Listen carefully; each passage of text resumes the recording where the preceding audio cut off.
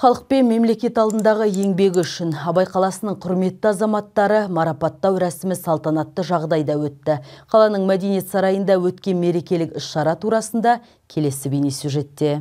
Қысқа жұмыс уақытындағы үлкен жетістіктер Амантай кеңшілік шаруа қожалығын дамытумен 15 жылдан бері айналысып келеді. Бейнеттің зейнетін көріп отырған еңбеккер алып жатқан марапат пен көріп жатқан құрмет үшін өте қуанышты. Талай жылғы төккен тер бүгін нәтижесін көрсетті дейді ол. Енді мен шаруашылықты 2009 жылдан бастағанмын, 15 жылдың несі. Еңбектің жемісі деп ойлаймын. Ауылда мысалы. Жаңадан бастап шаруашылықты қаншама мал басын қосып, одан жаңа қоғамның несіне сәйкес жер егістікпен айланысып, соңғы 3 жылда міне егістікпен айланысып 2000 гектарға дейін егін салып жатырмыз.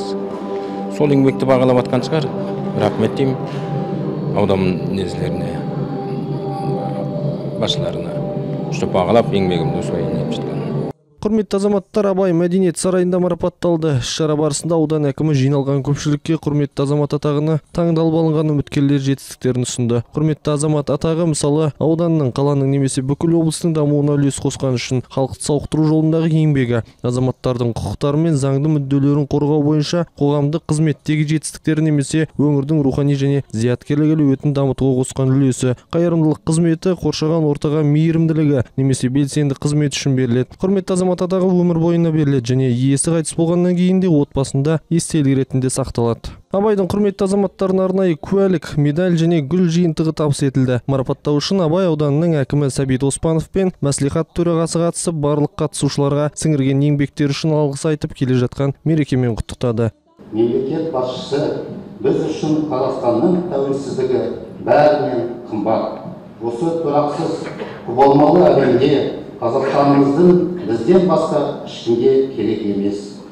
Сондықтан маған елімнің амандығы мен жерінің тұтастығына асқан ешбір құндылық жоқ деген сөз әрқайсымыздың жадымызда жатталып тұр.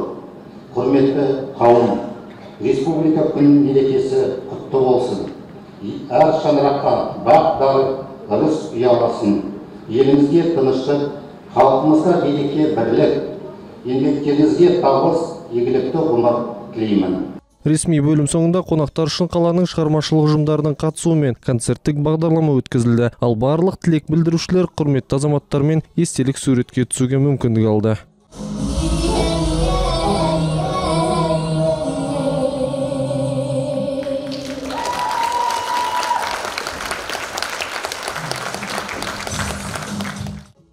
Еркеғали Бекболат, Николай Шевелев, Шалқар Алтынбеков, 5-ші арна.